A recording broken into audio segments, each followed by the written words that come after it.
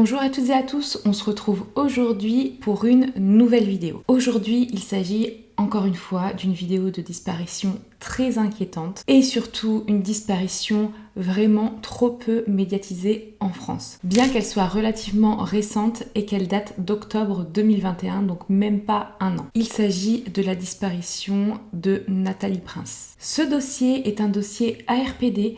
La RPD, c'est quoi? Donc pour les nouveaux et les nouvelles qui viennent sur ma chaîne, c'est l'association d'assistance et recherche de personnes disparues pour laquelle je suis enquêtrice bénévole. On se retrouve juste après ça.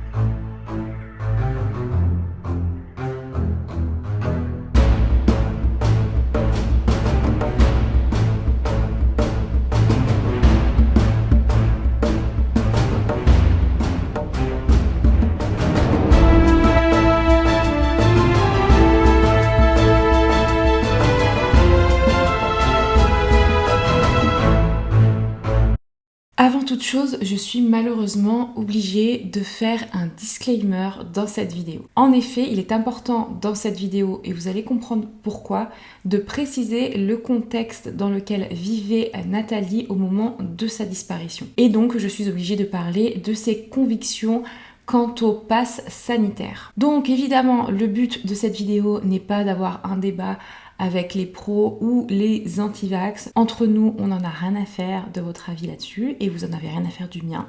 Tout ce qu'on veut, c'est trouver une personne disparue, faire en sorte de rassurer une famille. Donc c'est le but à travers cette vidéo. Tous les commentaires qui se rapportent à pro, anti, pass vaccinal, machin, tout ça, je les efface directement parce que ce n'est pas du tout le lieu de débattre là-dessus. Donc maintenant que le disclaimer est fait, on repasse à la vidéo.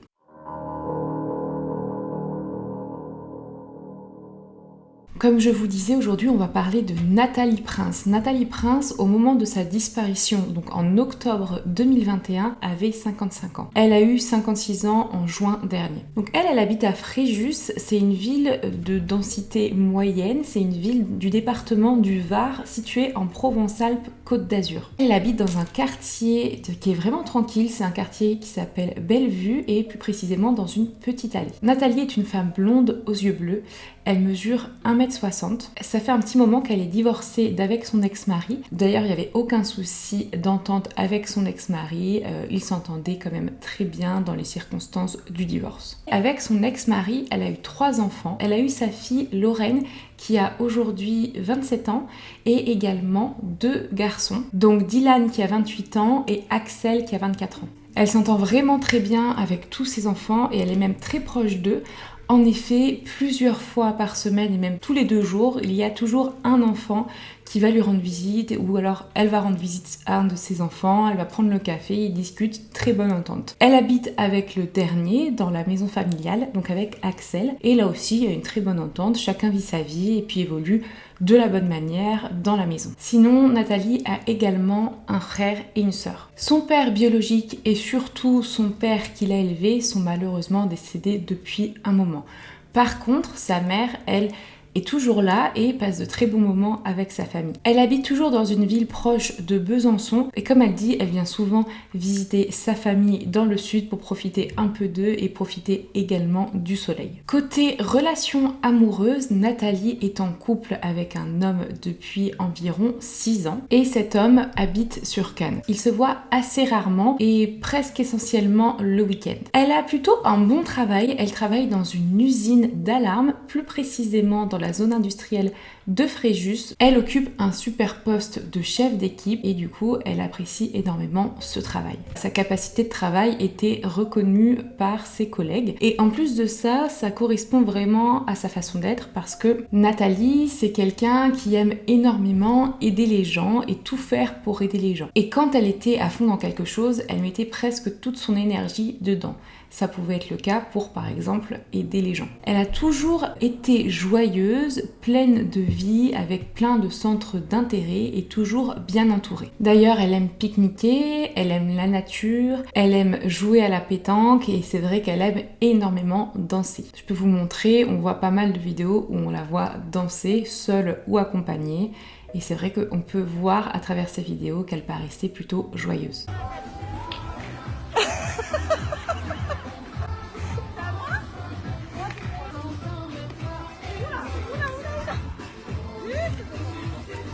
En plus de ça, elle passait souvent son temps dans des soirées, dans des bars lounge avec plage privée, par exemple à l'Alba Plage de Fréjus ou encore l'Ocean Drive de Saint-Égufle. Et là-bas, elle pouvait même y faire du paddle, du kayak, bref, elle avait énormément de centres d'intérêt, de loisirs et elle était très active. Comme vous pouvez le voir, sa vie n'a d'apparence pas de zone d'ombre. Sauf malheureusement ces 2 dernières années où ça a un peu été la descente aux enfers pour Nathalie. Là, si on peut commencer par énoncer un point, on va commencer déjà par sa relation avec son compagnon depuis 6 ans.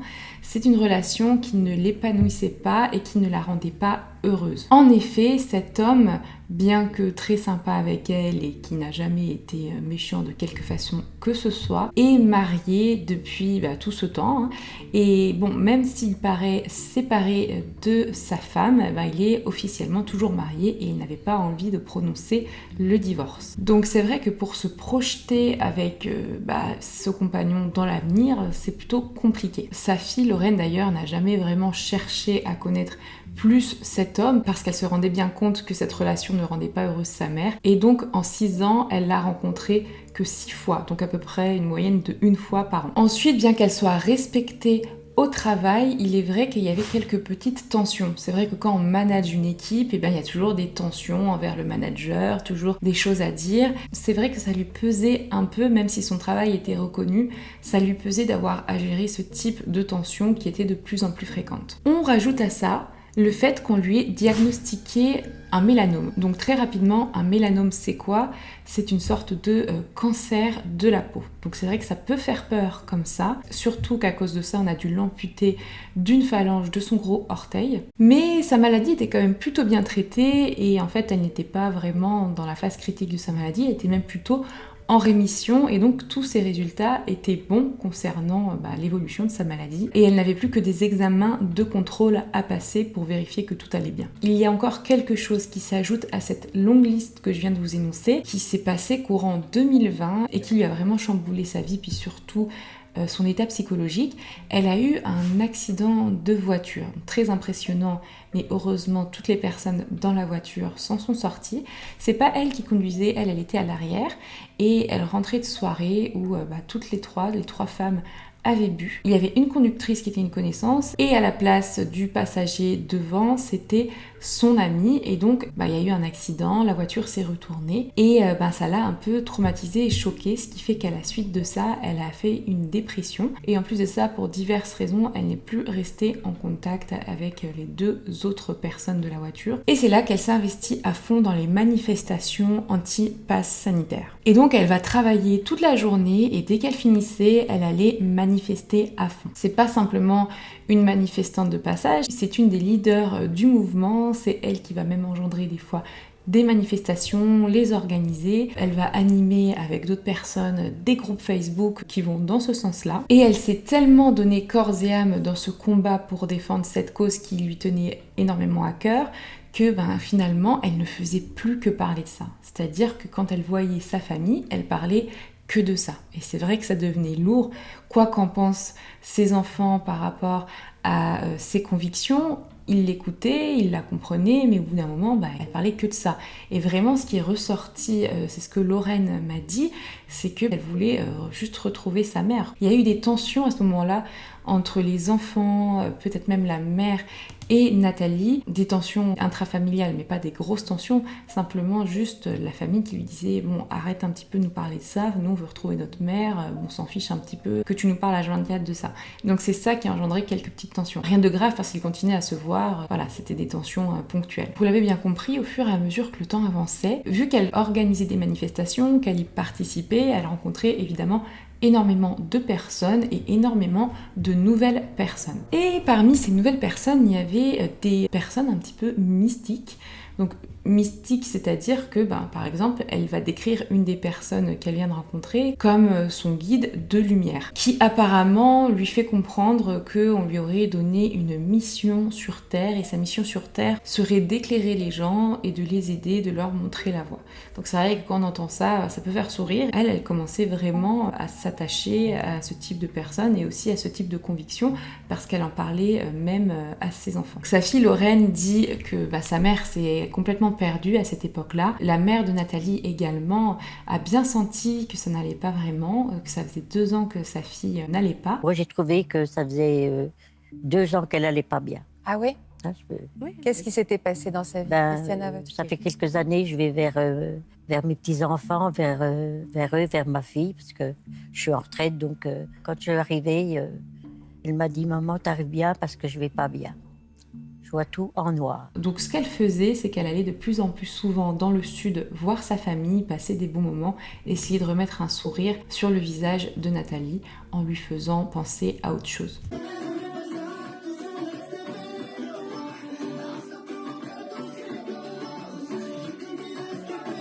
Là, on est 2 semaines avant la disparition, en septembre 2021. Elle est tellement à fond dans les manifestations, l'organisation des manifestations, revendiquer ce qu'elle pense à travers les groupes Facebook, qu'elle va même oublier certaines fois de prendre des décisions conjointes avec les autres compagnons qu'elle a rencontrés qui gèrent aussi un petit peu ces manifestations et ces groupes Facebook. Ce qui fait qu'elle va limite se faire bannir des groupes Facebook et qu'elle n'est plus conviée à la prise de décision dans ces manifestations, ce qui l'a beaucoup affectée parce qu'effectivement elle passait énormément de temps sur ces groupes et sur ces organisations-là. Donc comme elle s'est fait évincer des groupes Facebook, elle était un peu vexée, ça l'a touchée, donc elle n'allait plus autant qu'avant aux manifestations organisées.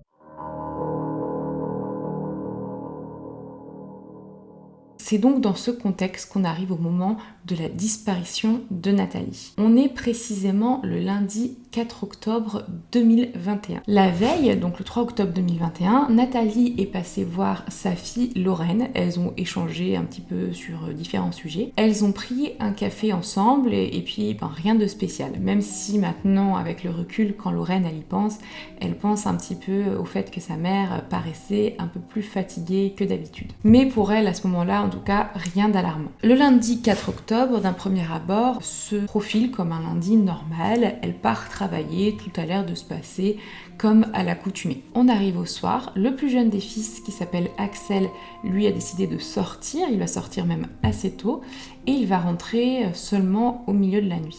Quand il rentre, il se rend compte que la porte est déverrouillée, mais il se pose pas plus de questions que ça, il pense que sa mère a oublié de verrouiller la porte, parce qu'il se retourne, il remarque qu'il y a la voiture de sa mère, donc il se dit, bon, elle a juste oublié.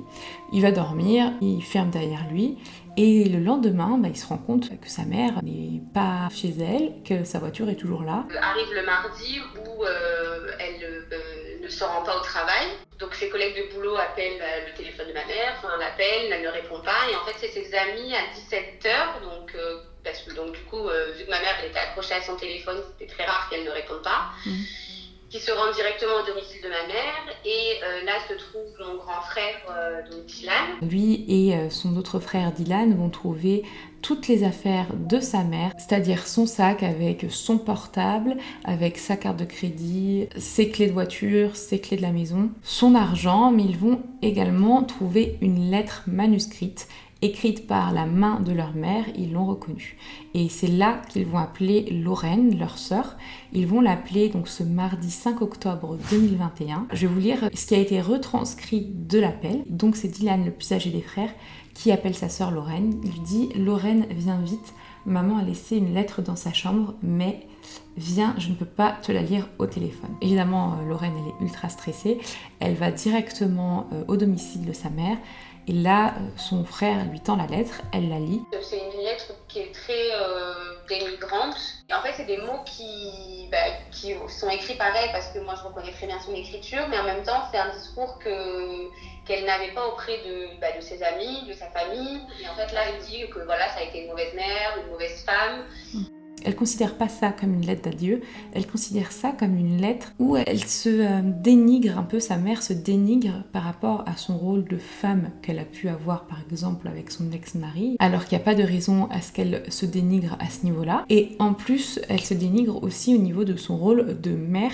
Elle s'excuse d'avoir été une mauvaise mère et elle s'excuse aussi de ce qu'elle fait. C'est vrai qu'à ce moment-là, c'est très inquiétant. On a plusieurs pensées qui arrivent dans notre tête, mais surtout ce que se disent ces enfants, même si ils reconnaissent tout à fait l'écriture de leur mère, ils se disent qu'elle n'a jamais eu ce type de propos, que ce soit avec eux ou même avec ses proches ou ses amis. À mon avis, c'était quelque chose qu'elle pensait peut-être au fond d'elle, mais qu'elle n'a jamais exprimé, parce que quand elle parlait de ses enfants, de sa famille, c'était sa grande fierté, et donc c'est vrai qu'on ne pensait pas qu'elle pensait ça d'elle-même, et qu'elle pensait ne pas rendre fière ses enfants. Et à la fin de cette lettre, il n'y a aucune information sur où elle allait, sur ce qu'elle avait prévu de faire, ou rien d'explicite pour dire par exemple qu'elle mettait fin à sa vie. En plus de cette lettre et de toutes les affaires qui ont été retrouvées au domicile de Nathalie, il est également retrouvé une enveloppe. Dans l'enveloppe, il y avait 215 €.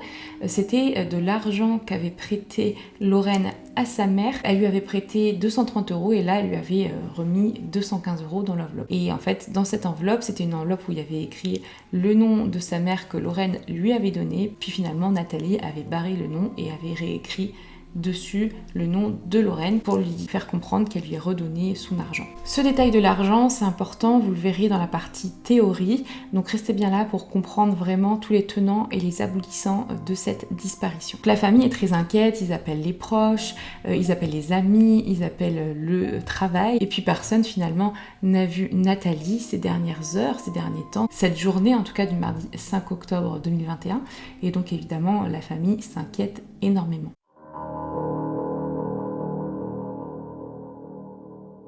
Et c'est donc très inquiète que la famille va déclarer la disparition au commissariat de Fréjus. Les policiers du commissariat de Fréjus vont prendre la disparition assez au sérieux au tout début et donc ils vont se déplacer sur place rapidement avec un chien pisteur. Donc dès le début des investigations, le jour même, l'équipe cynophile est déférée sur place sur les lieux de la disparition. Et lui, ce chien, il détecte très rapidement une piste et la piste de Nathalie.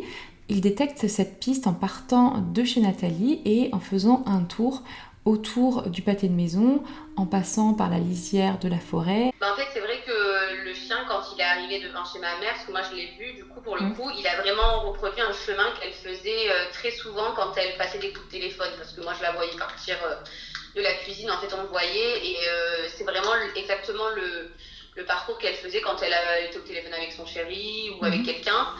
Et c'est juste le moment où quand elle passait ses coups de téléphone, elle n'allait pas jusqu'à la forêt de Bellevue en bas, pour le coup. Et là, le chien s'est arrêté dans cette forêt. Donc c'est vrai que peut-être qu'elle a fait un peu plus de chemin. En plus, il a fait des allers-retours, parce qu'elle faisait des allers-retours, pour le coup.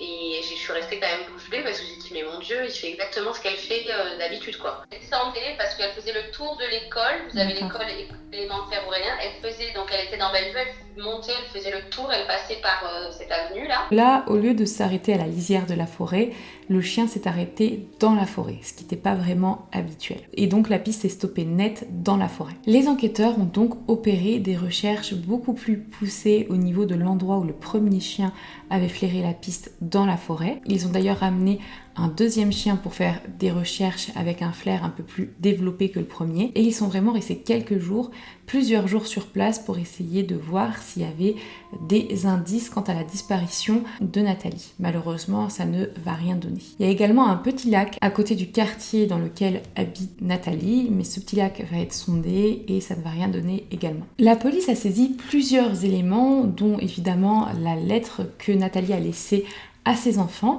mais bizarrement, ils vont pas saisir tout de suite le téléphone portable. Or, on sait que le téléphone portable, surtout de nos jours, ça regorge d'informations super importantes dans ce type de dossier de disparition inquiétante. Et on ne sait pas trop pourquoi, surtout qu'ils vont le récupérer bien plus tard, vous allez voir. Mais entre-temps, c'est finalement Lorraine qui l'a gardé et qui évidemment va fouiller dans le portable de sa mère. Elle se rend compte d'une chose qui semble quand même importante, c'est que la dernière conversation qu'a eue Nathalie au téléphone, c'est avec son conjoint. Cette conversation donc qui a eu lieu le soir de sa disparition, le lundi 4 octobre à 20h45. Et cette conversation a été quand même très courte, Alors que habituellement, c'est vrai que les deux restent énormément de temps au téléphone et même en FaceTime ou en visio, ils passent énormément de temps. Là, à 20h45, ça s'est arrêté. Donc évidemment, tout de suite, il y a la question légitime qui se pose par rapport à l'implication probable du conjoint. Est-ce que par hasard, elle aurait voulu mettre fin au téléphone, à la relation, et que lui, ça lui aurait pas plu, il serait monté, il aurait fait le déplacement jusqu'à Fréjus et que malheureusement, il aurait commis l'irréparable. C'est ce qu'on a pensé à ce moment-là et c'est légitime. Encore une fois. En plus, quand Lorraine a rallumé le téléphone, elle a vu au moins une quinzaine d'appels en absence ou d'appels manqués de ce compagnon. Et c'était même juste après qu'ils aient terminé leur coup de téléphone à 20h45 le soir de la disparition. Donc c'est vrai qu'on peut penser à ça. Et le conjoint a été interrogé. Donc tout d'abord, bizarrement, il a été interrogé au téléphone. Ensuite, enfin, ils l'ont interrogé au commissariat. Lui a expliqué que c'est vrai qu'elle était un peu plus fatiguée qu'à l'habitude et qu'elle a un peu coupé court à la conversation en disant qu'elle allait se coucher à l'heure à laquelle elle a arrêté la conversation, donc vers 20h45. Et lui a dit que il n'était pas du tout impliqué là-dedans. En plus de ça, du coup, Lorraine va retrouver d'autres informations importantes. Elle va un peu fouiller le téléphone. Elle va trouver des conversations sur l'application Telegram, qui est connu un petit peu pour crypter, il me semble, les conversations. Et ces conversations sont avec des groupes un peu mystiques, du style le guide de lumière, tout ça. Et encore une fois, des conversations mystiques du même style. Donc c'est vrai que ça paraissait important. Et il était encore question de la fameuse guide de lumière, qui d'ailleurs, cette guide de lumière n'a jamais été retrouvée. Elle avait rencontré apparemment une sorte de guide de lumière. Et vous l'avez jamais retrouvée, cette personne ? Et non, on ne l'a jamais trouvée et j'ai cru la retrouver après l'émission que j'ai faite, donc à partir de Ça commence aujourd'hui, parce que j'en ai parlé et du coup j'ai eu des témoignages derrière. Et au final, on a vérifié cette piste avec les enquêteurs et ça n'a rien donné. Cette personne ne s'est jamais manifestée. En fait, voilà, elle disait qu'elle était là pour... qu'elle avait compris sa mission sur la Terre, qu'elle était là pour aider les gens. Des discours un peu bizarres, parce que pour le coup, ma mère, elle a toujours été... altruiste et là pour les gens, donc on n'avait pas besoin de lui dire que quelqu'un lui dise de spécial parce qu'elle le savait déjà. C'était devenu un peu ça, voilà, c'était devenu un ange gardien. Elle avait compris sa mission, que c'était devenu un ange gardien pour les gens, une épaule réconfortante. On est tombé sur des discussions un peu comme ça. Finalement, le portable est saisi 1 mois après la disparition, donc c'est quand même un petit peu long. Il y a pas mal d'informations qui vont être recherchées, les données de géolocalisation, les appels, est-ce qu'il y a des choses inhabituelles qui se sont passées dans le portable, que ce soit au niveau localisation, appels, messages cachés, peut-être effacés. Ils n'ont rien retrouvé. Ils ont par contre interrogé toutes les personnes du groupe Telegram. Ça n'a rien donné. Mais par contre, c'est là qu'on détecte que c'est à 20h45, donc juste après avoir mis fin à la conversation avec son compagnon, que Nathalie a éteint son téléphone. Pour rajouter un petit peu au mystère quand même, c'est également à 20h45 qu'elle avait mis une alarme sur son téléphone qui sonne à 20h45, ce qui paraît quand même assez étrange et inhabituel pour Nathalie, parce qu'elle n'avait généralement qu'une seule alarme, elle utilisait son portable que pour l'alarme du matin, le réveil matin, mais jamais elle n'avait utilisé son portable pour d'autres alarmes.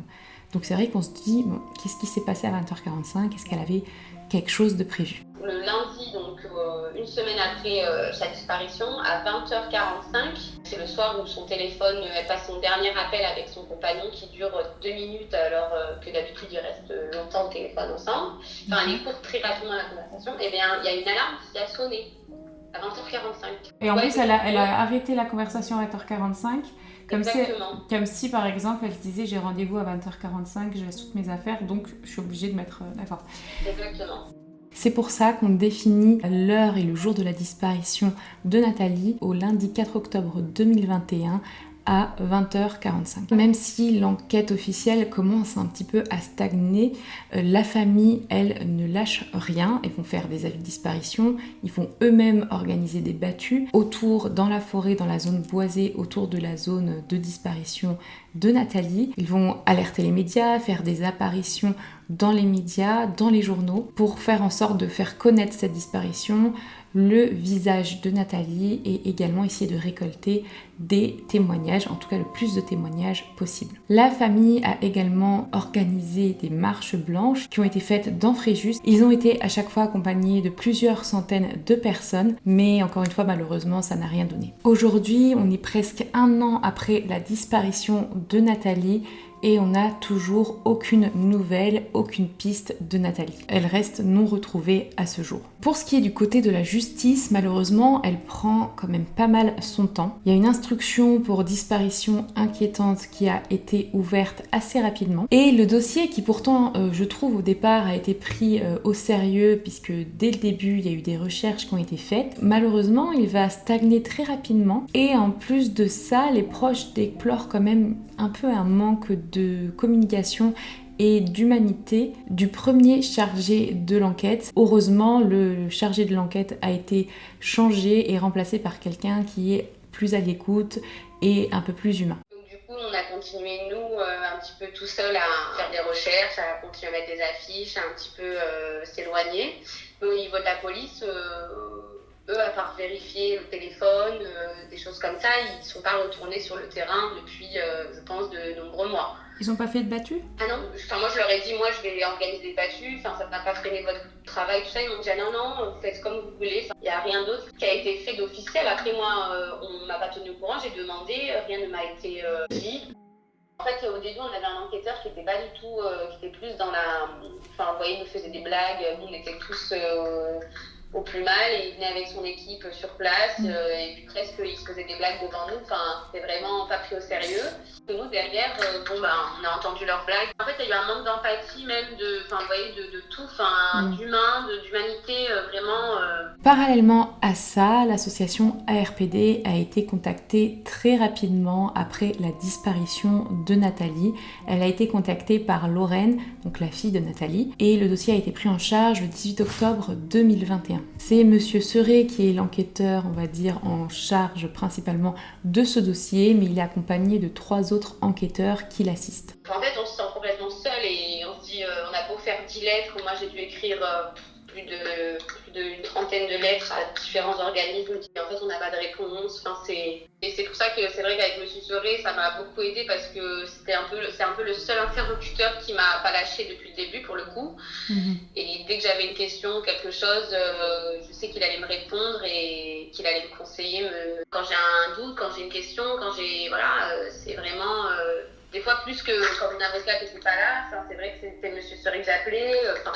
Il y a des vérifications qui vont être faites au niveau, par exemple, du compte Amélie, donc vous savez, les assurances maladie, les achats de médicaments, les consultations médicales, et ils se rendent compte que le jour où même la veille de la disparition, il y a eu un achat qui a été effectué et qui apparaît sur le compte, mais après vérification, il s'agit, vous savez, des achats qui sont redondants, récurrents tous les mois, par exemple, pour un traitement contre son mélanome. Et c'était un médicament en commande. Aussi, son compte bancaire, lui, n'a pas bougé depuis sa disparition. Puis en plus, elle avait laissé sa carte bancaire chez elle. Les enquêteurs ARPD apprennent au cours de l'enquête que à côté, pas très loin en tout cas, du lieu de travail de Nathalie, donc dans la zone industrielle de Fréjus, il y avait une secte qui était assez connue là-bas et dont Nathalie avait été en contact avec certains anciens membres de cette secte. Et les enquêteurs ARPD ont demandé si la police avait fait une visite de contrôle et à ce moment-là, ça n'avait pas été fait, mais ça a été fait plus tard, en mai 2022. Il y a une visite des policiers qui a été faite dans cette secte. Après moi je me suis dit, elle est sûrement passée par là, mais vu que ils ont fait une descente, je crois, dans les 6 mois après, il y a du temps qui passe et on peut faire plein de choses en 6 mois. Donc ils l'ont fait, ils ont vérifié comme ils ont pu. Et personne ne leur a dit qu'ils connaissaient ma mère, qu'elle était passée par là, donc ils s'en sont tenus à ça, quoi. Quand nous, on y allait au tout début, vraiment les premiers jours, on avait des personnes qui ne regardaient même pas la vie de disparition quand on leur montrait, des personnes vraiment qui fuyaient du regard, qui se fermaient à la discussion, et donc nous, ça nous avait un peu alertés. Alors après, on sait que c'est des personnes qui ne sont pas vraiment ouvertes d'esprit, et qui sont dans leur bulle et dans leur monde, mais bon... on s'est dit quand même, je sais pas, regarde l'affiche, tu la connais pas, réponds. Il y avait quand même des personnes très étranges, donc c'est aussi ce qui nous a poussé à aller à batailler pour qu'il puisse y aller, quoi. L'ARPD apprend aussi également qu'il n'y a aucune perquisition qui a été faite au niveau du domicile de Nathalie et que il n'y a pas eu de prélèvement de faits, de relevé d'empreintes ou même de prélèvement ADN. C'est aussi en mai qu'il y a 2 des enquêteurs du dossier ARPD qui sont descendus sur Fréjus pour aller faire un tour et interroger toutes les personnes qui étaient présentes ce jour-là. Donc je crois qu'il y avait Axel, l'ex-mari de Nathalie, et également Lorraine, et il y avait également la mère de Nathalie. Ils les ont interrogés, ils ont essayé de faire un tour pour comprendre un peu les lieux, mais bon, ça n'a rien donné, il n'y a pas eu d'éléments nouveaux. Malheureusement, le dossier, comme je vous disais, a été en stand-by pendant un moment au niveau de la justice. Pourquoi ? Parce que il y a eu un souci au niveau de la juge d'instruction. La juge d'instruction, elle s'est arrêtée, pour des raisons qui lui appartiennent. Elle a eu un remplaçant et le remplaçant n'a pas considéré, donc ça a été dit, n'a pas considéré le dossier comme étant un dossier prioritaire. Donc il n'a pas été touché pendant plusieurs semaines, voire plusieurs mois. On devait avoir rendez-vous avec la juge d'instruction en février. Et comme je vous dis, donc elle nous a envoyé un premier courrier en nous reportant donc l'audition pour je ne sais quelle raison. Donc elle nous a reporté une date ultérieure. Donc, une deuxième fois, on nous a annulé. Et en fait, une troisième fois, on nous a expliqué qu'elle n'allait pas être remplacée pendant un long moment et qu'elle ne serait remplacée qu'en septembre. Voilà, les mois sont passés et on devait la voir, on l'a relancée, on n'a jamais eu de réponse. Parce que j'avais fait un courrier en recommandé pour demander quand est-ce que ma convocation chez la juge allait être remise, quoi. Et on m'a jamais répondu. Et donc là, je vais encore relancer la juge, du coup, pour avoir un rendez-vous en présentiel, avec elle. Et c'est que en septembre 2022, donc là, il y a quelques jours, que la juge d'instruction a repris ses fonctions. Et c'est à partir de là que ça peut bouger. Donc Lorraine, qui est un peu le porte-parole de sa famille, va faire en sorte, ou en tout cas va essayer du moins avec son avocate, de faire bouger les choses au niveau de la juge d'instruction et qu'il y ait des nouvelles recherches qui soient faites. Donc là on va arriver à la partie théorie, vous allez voir il y a d'autres informations encore qui vont étayer un petit peu et amener plus d'informations pour essayer de comprendre cette disparition au maximum. Avant tout, j'aimerais vous demander de partager cette vidéo pour faire connaître la disparition, augmenter le pourcentage de chances d'avoir des témoignages. Pour ce qui est de mon algorithme, n'hésitez pas à la liker et à commenter comme d'habitude. Je vous remets ici un petit peu les informations. Nathalie, elle a aujourd'hui 56 ans, elle mesure 1m60, elle est blonde, elle a des yeux bleus, possiblement elle porte des lunettes. Au moment de sa disparition, elle avait une corpulence normale et au niveau des habits qui ont été retrouvés chez elle, on sait qu'elle est partie avec une veste à capuche noire et carreaux rouges, un blouson métallisé, des chaussures blanches avec des étoiles argentées et un pantalon orange. Vous allez avoir toutes les informations dans la barre de description pour ce qui est contact si vous avez des témoignages. Donc là, on arrive dans la partie théorie. Il y a surtout 2 grosses théories qui ressortent, même s'il y en a une à laquelle on a pu penser et qui est aujourd'hui évincée.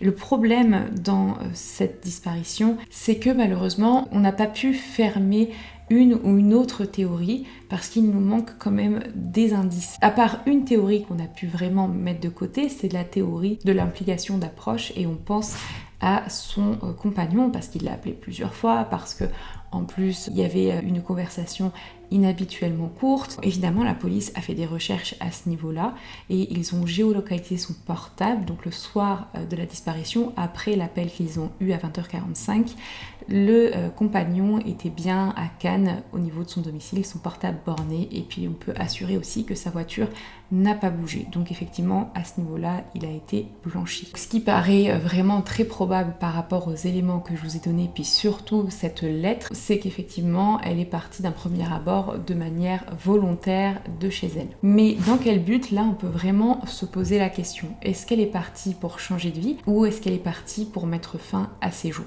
Dans les 2 cas, de toute façon, on a des arguments qui laissent à penser qu'elle a voulu faire quelque chose pour arrêter tout ça, notamment le fait que dans sa vie ça allait pas au niveau de sa relation. Il y a pas mal de choses qui la tracassaient, le fait qu'elle se sentait peut-être maintenant un peu inutile pour l'organisation des manifestations, mais elle laissait en tout cas pas grand-chose paraître à sa famille. Elle a pu effectivement vouloir remettre toute sa vie en cause, a complètement peut-être craqué un moment et repartir peut-être à zéro. Ça je vous l'avais pas dit, mais le lendemain, elle avait un rendez-vous qui était organisé à son scanner pour une visite de contrôle par rapport à son mélanome. Ce que ses proches ont pensé, c'est peut-être qu'en amont de ça, il y a quelque chose qui lui laissait penser qu'un des examens était plutôt négatif, peut-être une récidive du cancer, une aggravation du cancer, mais en fait, en regardant ses résultats médicaux, en demandant au médecin, il se trouve que elle allait très bien et qu'elle n'avait pas de soucis, ses résultats étaient tous bons. On pourrait penser peut-être qu'elle a pris peur et qu'elle a voulu partir, mais en fait elle n'était pas du tout stressée de faire ce type d'examen, elle était plutôt saoulée un petit peu juste de devoir poser par exemple une journée pour faire un examen de ce type parce que ça lui faisait perdre de l'argent. Et effectivement, l'argent, c'était un problème récurrent dans la vie de Nathalie. Nathalie gagnait très bien sa vie, mais on a appris après sa disparition qu'en fait, elle était endettée. Alors, elle avait toujours plein d'argent sur elle, mais c'était jamais son argent. Elle avait pris des prêts et elle avait demandé à des proches de l'aider. Donc d'ailleurs, je vous avais parlé de l'argent que Lorraine avait donné à sa mère, donc que sa mère lui a redonné avant de partir. C'est un exemple, mais c'est vrai qu'on a l'impression qu'elle était un petit peu acheteuse compulsive. Et ce qui est sûr, c'est que par contre, elle vivait complètement au-dessus de ses moyens. Alors, est-ce qu'elle est arrivée à un point de non-retour et qu'elle s'est dit « je pourrais jamais rembourser tout ça, je pars ». Donc c'est peut-être pour ça qu'elle a dit « j'ai pas été une bonne mère, je suis désolée pour ce que je fais ». Peut-être que tout simplement, elle était au pied du mur et qu'en fait, elle en avait marre de toujours vivre à crédit et qu'elle a voulu complètement changer de vie. C'est tout à fait possible, sauf que sa famille en reste persuadée, elle ne les aurait jamais laissés comme ça. C'est pour ça que la théorie la plus possible selon ses proches, c'est qu'effectivement elle soit partie, mais qu'elle se soit fait un peu retourner le cerveau, laver le cerveau par, je sais pas, par exemple son guide de lumière qui lui a fait croire monts et merveilles dans une vie meilleure. Généralement, on dit il faut laisser toute votre vie d'avant de côté pour repartir de zéro, donc on a un peu l'impression que c'est ce qu'elle a fait. Peut-être qu'elle serait dans un village aujourd'hui, dans un village autonome, ou alors dans une secte, ou encore elle vivrait seule en autarcie, en dehors de toute civilisation. La famille pense que cette personne, enfin la personne qui pourrait lui avoir lavé le cerveau, aurait profité de sa fragilité du moment. Après, je sais que quand on a un burn-out, on oublie tout et qu'on peut foncer dans un arbre. Et j'ai vécu autour de moi des gens qui ont fait des tentatives de suicide, des choses comme ça. Et c'est vraiment quelque chose elle était vraiment contre ça. Mais quand je dis contre ça, c'était vraiment plus quoi. Donc en fait, moi, cette lettre, tout ce qui s'est passé, je l'ai jamais pris comme... je me suis jamais dit, elle a mis fin à ses jours. Je suis convaincue qu'elle est partie plus elle s'est orientée vraiment vers un village autonome, peut-être une secte, peut-être une vie en autarcie, mais moi je suis plus dans ce côté-là en fait. Quoi qu'il en soit, on pense aussi qu'elle ne serait pas partie seule à pied ce soir-là, ce soir du 4 octobre 2021, tout simplement parce qu'en plus ce soir-là, c'était une tempête, il y avait une très mauvaise visibilité. On pense que quelqu'un l'a peut-être attendue devant chez elle, donc peut-être que c'est pour ça qu'elle avait mis un réveil à 20h45, peut-être qu'elle avait donné rendez-vous à 20h45 à cette personne, qu'elles se sont retrouvées dans la voiture et qu'ensuite elles sont parties ensemble. D'ailleurs, il y a une départementale juste à côté du quartier qui aurait pu être empruntée par cette voiture et il y a des caméras. Donc la famille très rapidement, dans les 1 mois, vous savez, avant que les enregistrements s'effacent ou se fassent écraser par d'autres enregistrements, ils ont demandé à ce que ces enregistrements soient saisis pour voir s'il y avait une voiture, on reconnaissait quelqu'un, ou en tout cas relever dans le timing les plaques d'immatriculation. Et on leur a répondu que vu la visibilité, ça servait pas à grand chose de faire ça. Et au final, ça n'a jamais été fait. Et malheureusement, c'est aujourd'hui effacé. Je vous vois venir certains avec vos commentaires disant que si la personne a voulu partir d'elle-même, c'est son choix, même si c'est dur pour la famille, il faut l'accepter. Je vous laisse avec ce que pense Lorraine sur ce point. Alors moi, comme j'ai toujours dit, si elle avait besoin de partir et de faire sa vie ailleurs, moi je l'aurais quand même questionné, voir si elle partait avec les bonnes personnes, tout ça. Mais on n'aurait pas été un frein dans son changement de vie, parce qu'on a toujours été une famille très soudée et voilà, quand il y avait s'il y avait quelque chose à changer, on en parlait, donc on aurait compris. Mais moi, en fait, qu'on puisse autoriser des gens dans la loi à disparaître volontairement sans en avertir quelqu'un et qu'en fait personne derrière pour moi, c'est pas du tout possible. Vous voyez ce que je veux dire? Oui. Parce qu'en fait, derrière tout ça, il peut y avoir un serial killer qui s'amuse à enlever des personnes majeures et personne ne va se soucier de savoir si vraiment c'est une disparition volontaire. Pour conclure, on ne peut pas dire que Nathalie, même si elle est partie en premier lieu de ce qu'on peut penser de manière intentionnelle, ça se trouve aujourd'hui, elle a pu malheureusement tomber sur une mauvaise personne et ne plus être de ce monde. Elle peut également aujourd'hui être séquestrée quelque part et ne plus pouvoir partir de ce lieu, que ce soit une secte ou même un village, ou ne plus avoir de possibilité de communiquer avec sa famille. Ça se trouve, elle est en France ou même ailleurs. Donc c'est pour ça que c'est important de continuer les recherches aujourd'hui. Tant qu'on n'a pas Nathalie qui revient d'elle-même chez elle ou qui va dire par exemple à la police qui va la retrouver, vous m'avez retrouvée, très bien, mais je ne veux plus contact avec ma famille. Et à ce moment-là, malheureusement, on ne peut rien faire si c'est elle qui a expressément dit ça. En plus de ça, donc ce qui est bien, c'est que Lorraine s'est assurée auprès du procureur de la République et même auprès des enquêteurs de police que si un jour ils savent que Nathalie est en vie et qu'elle leur a demandé de ne pas le dire à sa famille, qu'au moins ils la préviennent, elle et sa famille, pour qu'elle ne cherche plus en vain leur mère ou leur fille, donc Nathalie. Donc c'est quand même une bonne chose, parce que c'est vrai que de rester dans l'ignorance complète, c'est horrible, parce que si le cas arrive, sa famille pourrait passer toute sa vie à chercher une personne qui veut simplement pas être trouvée et qui l'a expressément dit. Dites-vous qu'aujourd'hui la famille, ça fait presque un an maintenant qu'ils peuvent pas faire leur deuil, ou alors même qu'ils pensent à toutes les possibilités envisageables sur le sort de leur mère, donc ça doit être horrible de vivre avec ça. Là je vis au jour le jour, mais je me dis dans 10 ans comment tu seras, ou à quel niveau tu en seras si vraiment on la retrouve pas. Et en fait, je pense que tu vis constamment avec ça.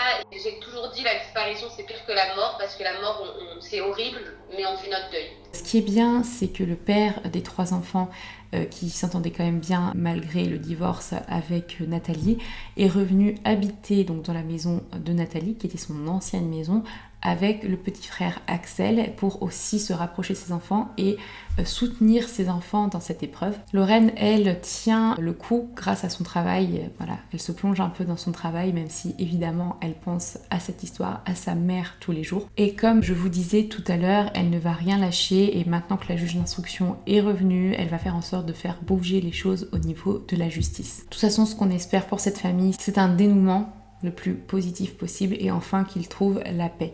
Donc si vous avez des informations, si vous reconnaissez Nathalie, si vous avez des témoignages, n'hésitez pas à me contacter directement sur ma boîte mail que je mets dans la description, ou alors l'ARPD, où je mets le site également dans la description, ou même l'adresse mail dans la description, ou bien directement le commissariat de Fréjus, où je vous mets les informations ici et elles seront également dans la description. C'est là-dessus que je vais terminer ma vidéo. Je vous remercie énormément d'avoir suivi cette vidéo, elle est très importante évidemment pour la famille de Nathalie, donc s'il vous plaît partagez-la, faites connaître cette disparition et ouvrez bien l'œil. Pour ce qui est de mon côté, donc la prochaine vidéo qui va sortir sera normalement dimanche prochain. On aura également comme d'habitude le lundi et le jeudi des live Twitch. Je vous mettrai aussi mon identifiant Twitch dans la description. Je vous souhaite une bonne soirée et en attendant, prenez soin de vous. À très bientôt.